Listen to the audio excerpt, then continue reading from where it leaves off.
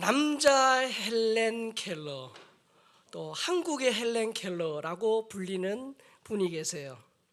이분이 2007년도에 아시아의 노벨상이라고 불리는 막사이사이상을 수상한 분입니다. 이분이 1941년생이시니까 올해 만 81세세요. 그럼에도 불구하고 지금도 실로암 안과 병원장으로 재직 중입니다. 바로 김선태 목사님입니다. 이 김선태 목사님의 이 어린 시절은 참 비참했어요. 10살 무렵에 한국 전쟁이 일어납니다. 그 전쟁에 부모를 잃습니다. 그리고 불발탄에 시력도 잃어요. 하루아침에 고아가 되고 거지가 된 겁니다. 겨울이면 동상에 걸려서 다리를 잘라내야 할 그런 위기를 여러 번 넘겼어요. 뿐만 아니라 앞이 잘 안 보이니까 막 주워 먹었던 그 음식 때문에 식중독에 걸려서 참 죽을 고비도 여러 번 넘깁니다. 그리고 온나무를 쌓아놓은 거기에 들어가서 자다가 온몸에 옷이 오르기도 했습니다. 근데 이분이 어떤 한 할머니와의 만남이 있었는데 그 할머니와의 만남을 이렇게 고백합니다. 한 할머니의 정성스러운 간호로 살아날 수 있었어요. 할머니께서는 가진 돈은 없지만 평생 저를 위해 기도해 주신다고 약속하셨어요. 그리고 저에게 하나님의 말씀을 전하는 사람이 되어달라고 당부하셨죠. 2년여 길거리 그런 생활을 하던 중에 이 아동보호소를 통해서 이분이 공부할 수 있는 기회를 얻게 되었습니다. 여러분, 지금은 그래도 우리 안 못 보는 분들을 위한 그런 시설이라든지 그런 처우가 괜찮은데 그 당시에 어떤 그런 것들이 있었겠습니까? 맹인을 위한 그런 시설도 점자책도 갖추어져 있지 않던 그런 상황에서 공부를 한다는 것은 굉장히 어려운 일이죠. 하지만 이 목사님은 포기하지 않습니다. 우수한 성적으로 숭실 중고등학교를 마친 후에 대학 입시를 준비를 합니다. 당시의 문교부였던 문교부를 33번이나 찾아간 끝에 결국 허가를 받고 대학을 진학을 하게 됩니다.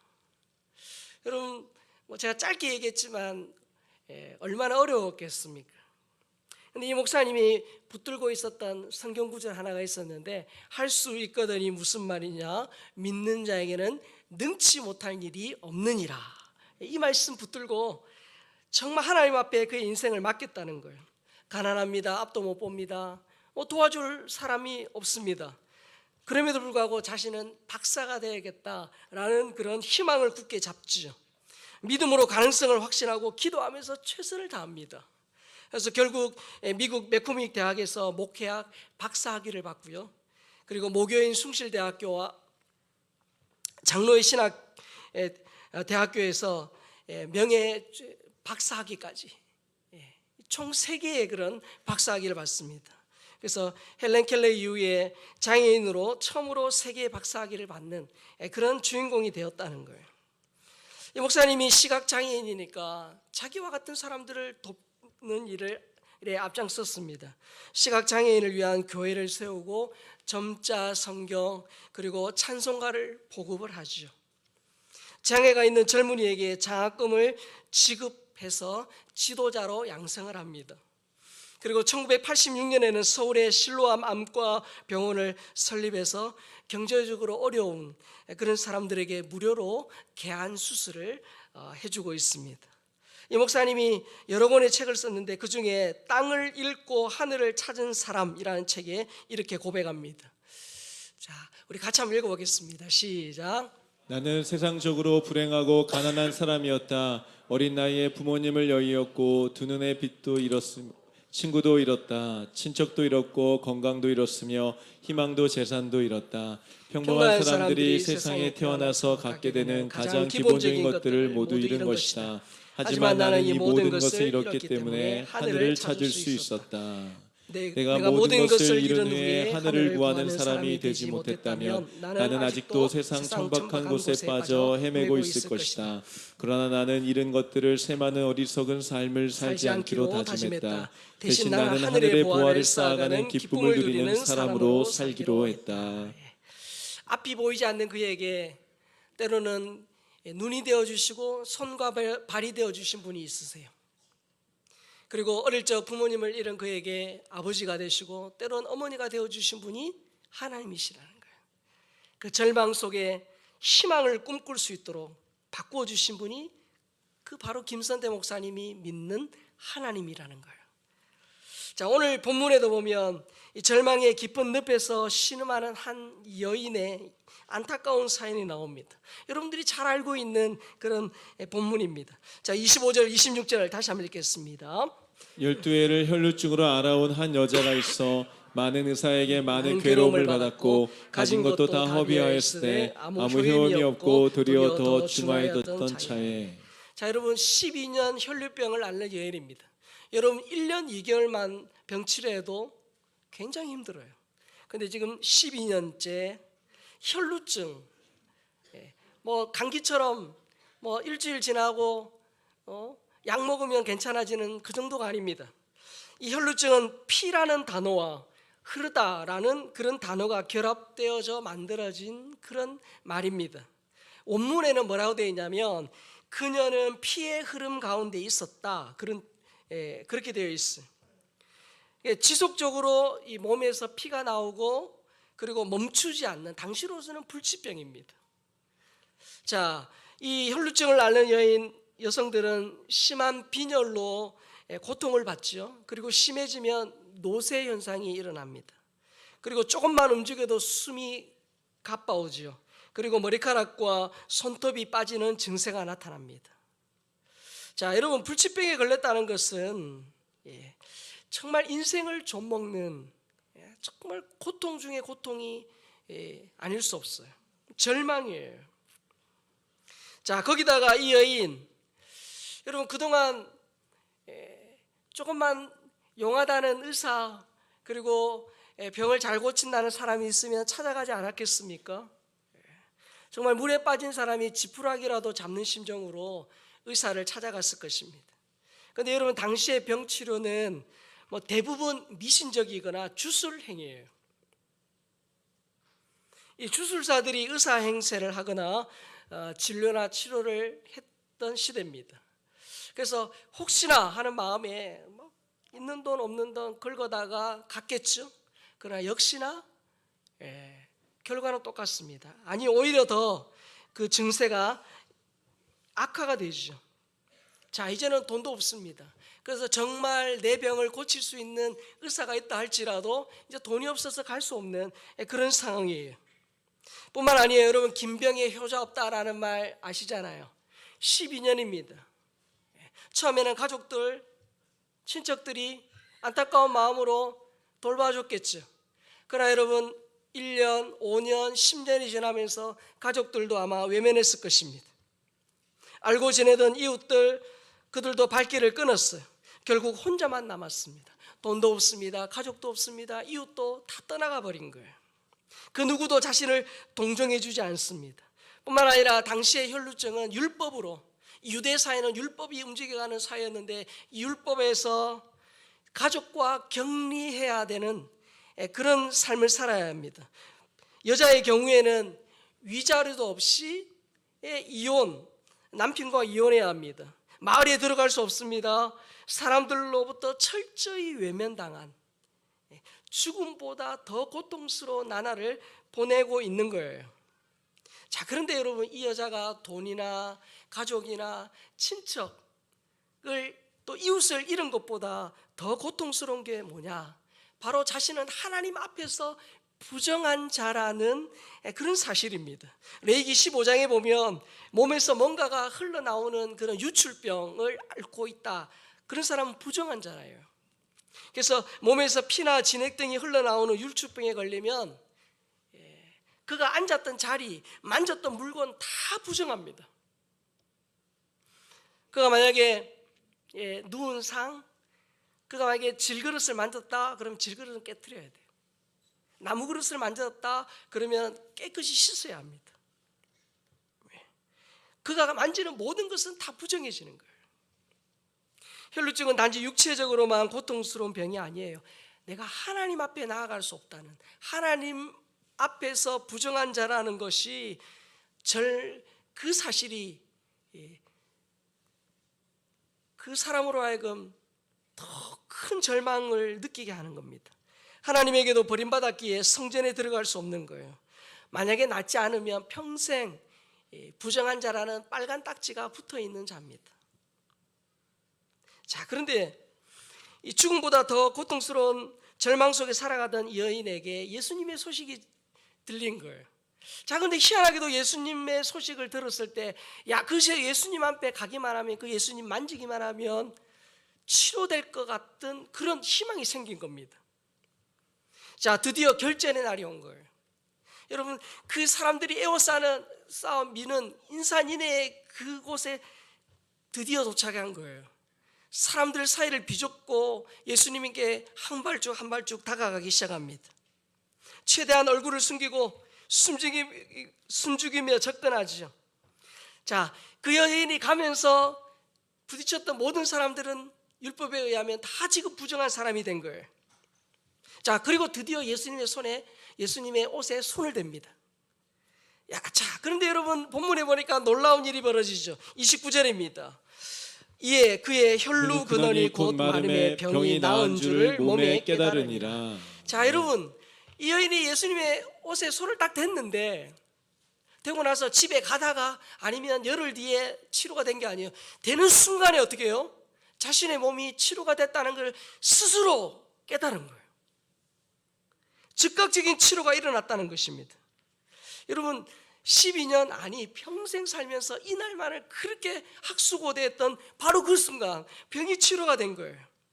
자, 이제 뭡니까? 아무도 모르게 이 현장만 빠져나가면 완전하게 모든 것이 다 끝나는 것입니다. 새로운 삶이 펼쳐지는 환호의 순간이에요. 12년 동안 경험하지 못했던 팔다리의 힘이 느껴집니다. 자, 병이 나았다는 기쁨 큽니다. 한편으로는 야, 이 사람들한테 들키지 않고 내가 어떻게 이 현장을 빠져나갈까라는 두려움이 교차하지요. 자, 그때 예수님이 주위를 둘러보면서 누가 내 옷에 손을 대었느냐라고 묻습니다. 자, 예수님은 사람들에게 이리 밀리고 저리 밀리는 상황에서도 그 능력이 자기에게서 나갔다는 사실을 지금 아신 거죠. 그리고 질문하세요. 모르고 질문하신 게 아니에요. 그 여인을 향하여 말씀하신 거예요. 자, 이 여인의 입장에서는 저요 하고 지금 나갈 수도 없어요. 왜죠? 이미 많은 사람들을 부정하게 했기 때문에 자신이 그렇게 했다라고 밝히고 나가는 것이 쉬운 일이 아닙니다. 그렇다고 여러분 끝까지 아닌 척 가만히 있을 수도 없잖아요. 가만히 있을 수도 없는 그 상황이에요. 자, 그런데 여러분, 이 여인이 예수님의 옷을 만졌죠. 그 옷은 더 엄밀하게 말하면, 정확하게 표현하면 겉옷입니다. 겉옷. 자, 겉옷이에요. 구약시대 사람들이 입는 겉옷은 옷 그 이상의 의미를 가집니다. 지금도 마찬가지죠. 여러분, 특정 직업군에 있는 분들은 제복을 입잖아요. 제복을 입고 있으면 그 제복이 주는 또 그 권위가 있습니다. 여러분, 경찰관이 경찰 정복을 입고 딱 누군가에게 이렇게 신분증을 보자 하면 보여줘야 돼요. 그 옷에 대한 권세가 있죠. 권위가 있습니다. 사회적 권위가 있어요. 마찬가지예요, 여러분. 겉옷은 그 사람의 어떤 정체성뿐만 아니라 권위를 상징합니다. 그래서 왕과 선지자, 왕자 등의 그런 권위가 그들이 입는 겉옷을 통해 드러난다는 거예요.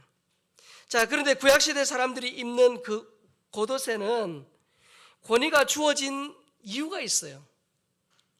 왜냐하면 그 겉옷에 달린 술, 즉 기다란 실 때문입니다. 자, 사진 보여주실까요? 자, 저렇게 매듭되어 있는 긴 실, 그래서 유대인들이라면 그 겉옷에 긴 기다란 실, 즉 술을 달아야 됩니다. 자, 이 술의 매듭은 진흙 토판에 딱 찍으면은 오늘날의 그런 인감 도장이나 신용카드와 같은 역할을 합니다. 왜냐하면 사람마다 다 다르기 때문이에요. 자, 이 내귀에 달린 술에는 그 사람의 종교적인, 사회적인 그런 권위와 정체성이 들어 있습니다. 그래서 이 술은 4개가 한 쌍이에요. 그래서 어느 하나가 손상이 되면 4개를 다 바꾸어야 합니다. 그래서 하나님께서 이스라엘 백성에게 겉옷을 지을 때에 술을 달라 그렇게 지시하신 거예요. 이유는 무엇입니까? 저 기다란 술을 보면서 하나님의 계명 안에서 살아가는 계명의 아들임을 기억하게 하기 위함입니다. 자, 그 다음 사진 보실까요? 저렇게 기다란 줄을 달고 있는 거죠.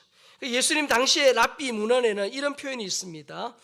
온전하지 않은 자가 온전한 자의 옷단술에 손을 대면 온전해진다. 여러분, 유대인들이 이걸 다 알고 있습니다. 그래서 여러분, 그런 이유들 때문에 예수님이 지나가실 때 많은 병자가 예수님의 옷에 손을 대려고 한 거예요. 본문의 여인도 마찬가지입니다. 자, 이 여인이 예수님의 이 옷단 술을 만진 거예요. 그리고는 예수님이 지금 묻습니다. 누가 내 옷에 손을 대었느냐? 저요 하고 나갈 수도 없고 그렇다고 침묵할 수도 없는 그 상황이에요.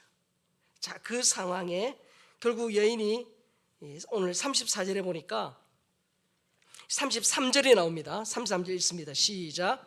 여자가 자기에게 이루어진 일을 알고 두려워하여 떨며 와서 그 앞에 엎드려 모든 사실을 여쭈니. 자, 여러분, 이 여인이 그 예수님 앞에 엎드려서 자신이 있었던 일들을 지금 말씀하는 겁니다. 자, 여러분, 우리가 이 본문 잘 알다시피 야이로의 회당장의 딸이 지금 죽어가는 아주 1분 1초가 지금 급박한 그 상황에서 예수님의 그 행렬을 멈추게 한 거예요. 뿐만 아닙니다. 이 여인 때문에 지금 많은 사람들이 지금 부정하게 된 겁니다.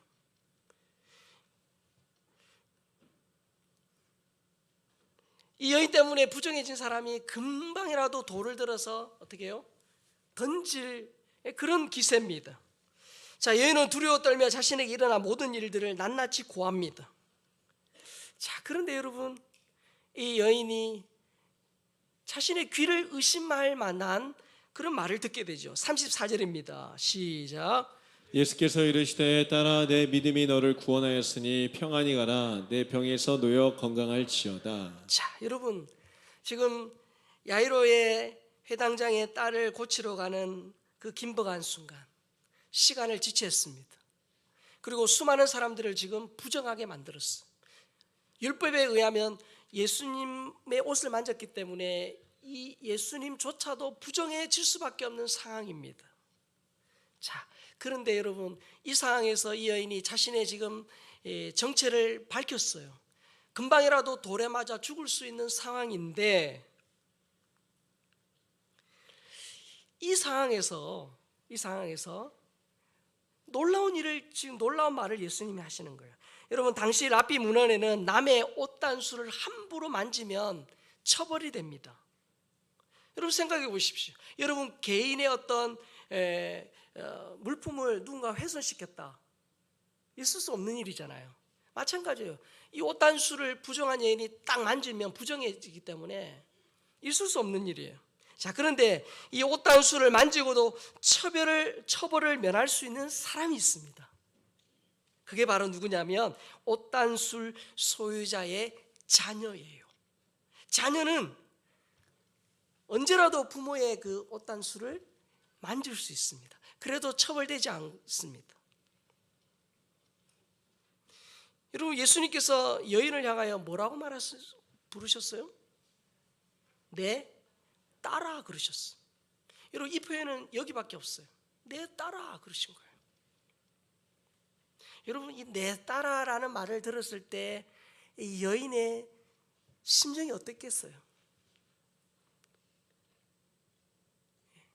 죽어가는 한 어린 아이의 목숨을 담보로 지금 위험천만한 행동을 한 거예요. 그리고 많은 사람들을 부정케 했습니다. 예수님조차도 지금 그렇게 만드는 거예요. 여러분, 자신의 병이 고침을 받았다는 사실을 기쁨에서도 죄책감이 들었을 거예요.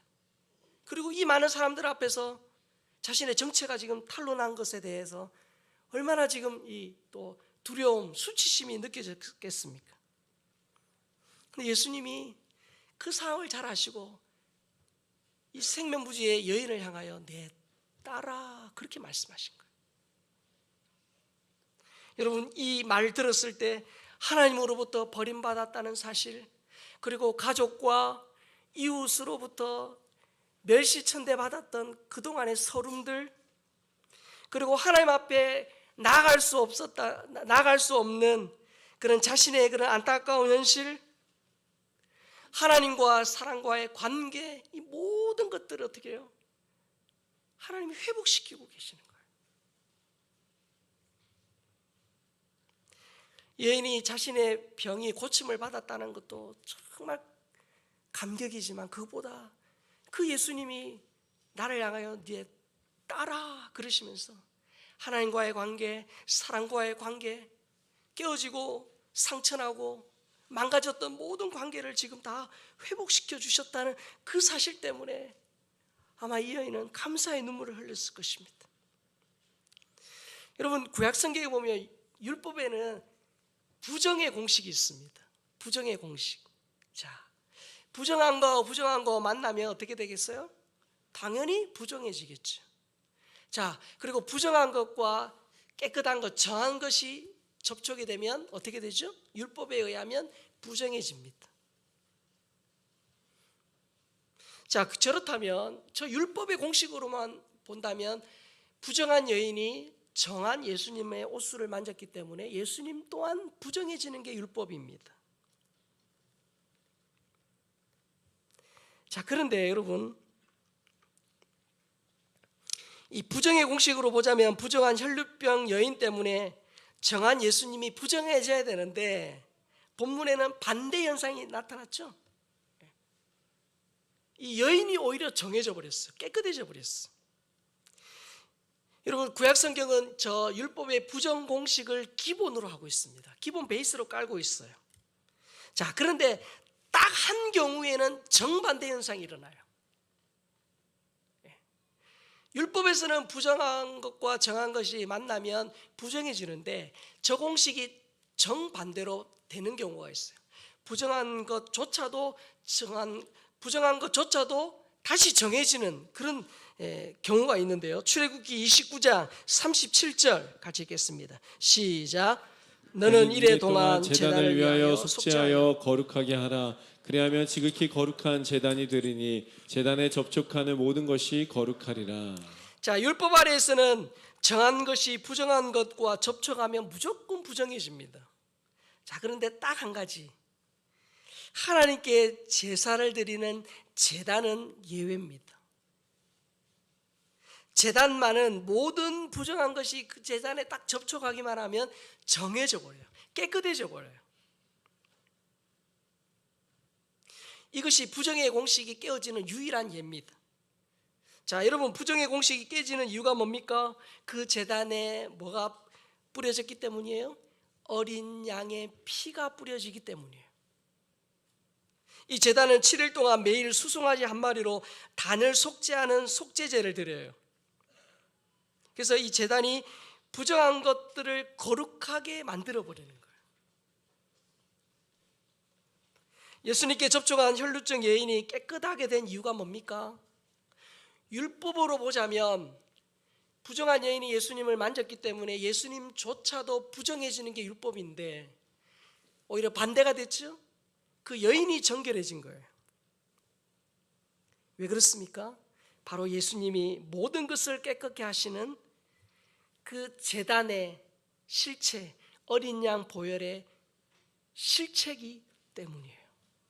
그 예수님이 그 어린 양 보혈의 실체이기 때문이에요. 사랑하는 성도님, 우리 모두가 다 이 부정의 공식을 이 적용되는 그런 통용되는 시대를 살아갑니다. 우리가 듣고 보고 말하고 느끼고 경험하는 모든 것들이 죄입니다. 우리가 죄를 더듬어 찾지 않아도 우리 주위에 가득해요. 조금만 방심하면 귀도 눈도 입도 마음도 더러워져요. 우리가 오늘 하나님 앞에 나와 예배를 드리면서 또 감사와 회개를 기도를 드리면서 하나님 저의 모든 죄를 용서해 주십시오라고 우리가 기도하고 또 주의 보혈로 우리를 깨끗게 하셔요. 그러나 우리가 또 일주일 동안 세상 속에 살아가다 보면 나도 모르게 이 부정의 공식이 통용되는 세상에서 금방 더러워진다는 거예요. 몸도 마음도 더러워져 버려요. 그때 여러분 영원히 마르지 않는 정결의 원천이 되신 예수 그리스도를 붙들어야 된다는 거예요. 우리가 세상 속에 살아가면서 매일 죄를 먹고 마시고 그렇게 살아가지만 우리가 그 삶의 현장 속에서도 붙들어야 될 분이 누굽니까? 예수 그리스도라는 거예요. 우리가 매일 예수 그리스도의 보혈을 의지하고 이 정함의 최고봉인 예수님을 붙들어야 될 이유가 바로 여기에 있는 거예요. 요한일서 1장 7절에 보면 이런 말씀 있잖아요.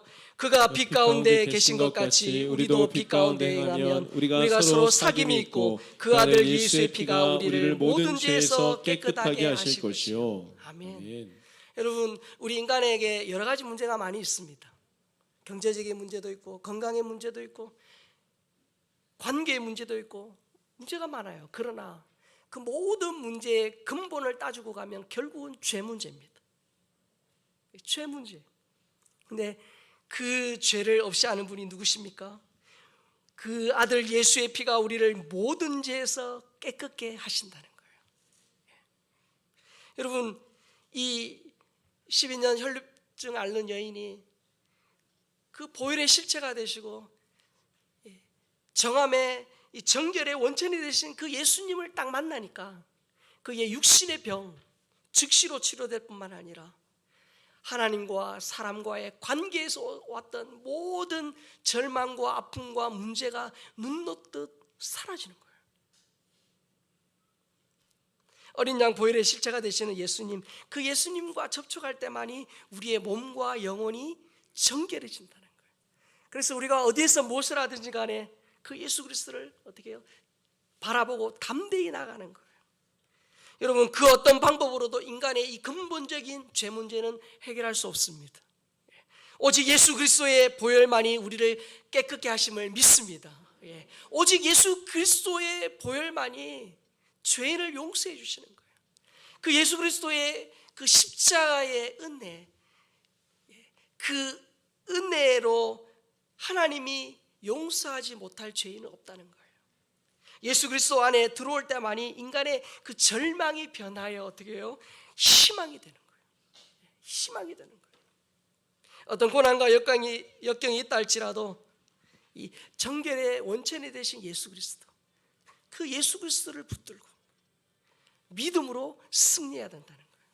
여러분 설 명절을 또 맞아서 원근각처로 또 많은 사람들을 만나게 될 텐데 여러분 인생의 가장 큰 문제인 이 죄 문제를 해결하시고 결국은 인간의 그 절망에서 그를 다시금 희망의 자리로 인도하시는 분은 예수님밖에 없다는 거예요.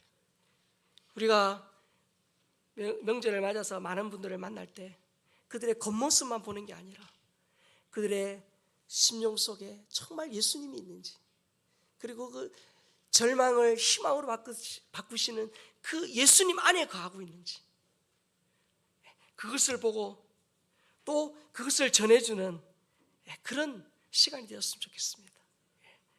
우리가 모두 이 보혈의 실체이신 예수 그리스도를 굳게 붙들고 이번 한 주간도 그 주님을 안에서 승리하는 모든 주의 백성들 될 수 있기를 예수님의 이름으로 축원합니다. 아멘.